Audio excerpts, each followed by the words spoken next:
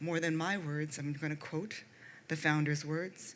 In Dr. Hak Ja Han's memoir, Mother of Peace, she said, God wants us to develop science and technology as tools which can exercise dominion of love over all things. Moreover, it's the founder's view is that science and technology are the common assets of all people, and developed countries should share these assets with developing nations. And ultimately, the fundamental solution to environmental problems is based on elevating our consciousness and establishing harmonious relationships between humans and nature. In his autobiography, As a Peace-Loving Global Citizen, Dr. Myung Moon says, we need to have a heart that knows how to love nature and love people.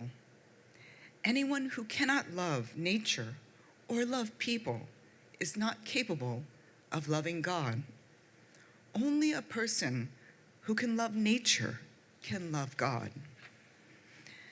With those words and that spirit and this heart, in 2017, Dr. Hak Ja Han founded Hyojeong International Foundation for Environmental Peace. Its mission is to find, promote, and help implement the most effective solutions to environmental challenges. To fulfill its mission, HJIFEP is undertaking a unique set of approaches. First, we promote nature-friendly character education, aligned with our God-given responsibility. Second, recognizing the interconnections between humans and nature, we advocate the principles of interdependence, mutual prosperity, and universal values. Third, we look for solutions through findings of both conventional science and frontier science, stretching the materialist to a post-materialist worldview.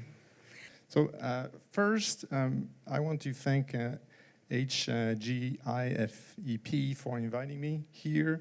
I'm a neuroscientist focusing on well-being. I'm a researcher at the CNRS in France, the government organization, and I'm also a researcher at the University of San Diego, California, where I am right now. And I'm also a scientist at the Institute of Noetic Sciences that was created by astronaut Edgar Mitchell when he had epiphany coming back to the Earth. And so what does a neuroscientist has to do, say about climate change? And Dr.